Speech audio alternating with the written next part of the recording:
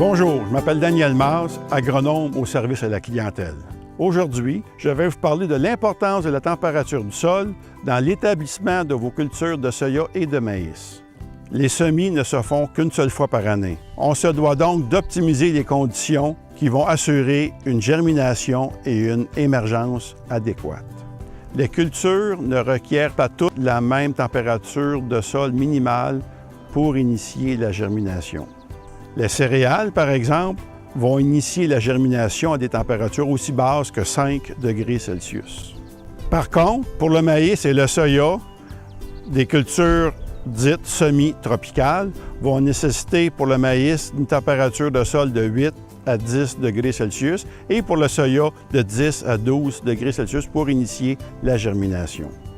De manière générale, pour le soya et le maïs, la température optimale pour la germination serait de 15 à 20 degrés Celsius pour un taux de germination de 90 %. À 10 degrés Celsius, la germination est minimale. Les organismes du sol qui fournissent les éléments nutritifs sont aussi au ralenti. La sélection génétique a évolué de façon spectaculaire au cours des dernières années. Les cultures comme le soya et le maïs sont de plus en plus vigoureuses en conditions froides et aussi plus tolérantes aux différents stress. Ceci permet une meilleure levée lors des semis hâtifs. La semence certifiée devient aussi un outil indispensable au succès du semis. Elle apporte une génétique améliorée, une germination et une vigueur vérifiée. Le traitement de semences est un outil qui protège la semence contre les ravageurs du sol et les maladies. En conditions de sol froid, les insectes et les maladies auront plus de temps pour s'attaquer à la semence. Lorsque la semence est traitée, celle-ci aura plus de chances de garder son intégrité jusqu'à ce que les conditions propices à la germination soient présentes. Il est important, dans le cas des traitements de semences, de vous en tenir à la réglementation locale. Plusieurs produits sont disponibles, parlez-en avec votre représentant. Quand doit-on commencer à semer? Le travail au champ est intimement lié aux aléas de la météo. Le principe est de commencer quand les conditions de sol sont bonnes et aussi lorsqu'on approche de la température minimale pour la germination. Mais il faut aussi tenir compte de ce qui est prévu comme météo dans un avenir rapproché.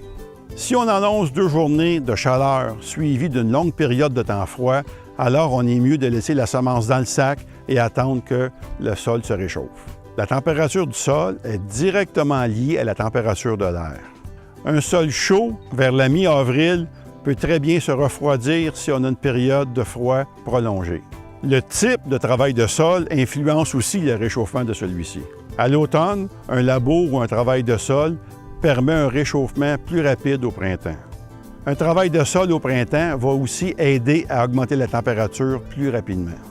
Le semi-direct implique de ne pas travailler le sol, ce qui a pour effet de retarder l'augmentation de la température au niveau du sol.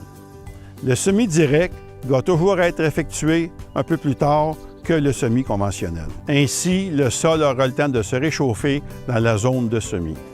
De plus, en présence abondante de résidus sur le sol, ceux-ci étant plus pâles vont refléter les rayons du soleil et ce qui va retarder l'augmentation de température au niveau du sol. Également, des sols plus humides vont prendre un peu plus de temps à se réchauffer car l'eau absorbe la chaleur plus lentement que l'air. Un bon drainage aide donc au réchauffement du sol. De même, les sols sablonneux vont se réchauffer plus rapidement que les sols argileux car ils contiennent plus d'air. Par contre, les sols sablonneux vont se refroidir plus rapidement s'ils sont exposés à une température de l'air plus froide sur une longue période. Avec des superficies sans cesse grandissantes, il est impensable de semer tous nos champs à la température minimum recommandée. Dans un monde idéal, il faut attendre que la température du sol soit adéquate pour les différentes cultures comme le maïs et le soya.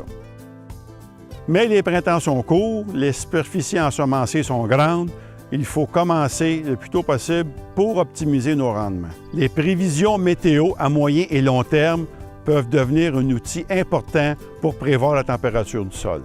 Les conditions de sol se doivent d'être optimales afin de prévenir le lissage des sillons, le croûtage en surface et une population non uniforme.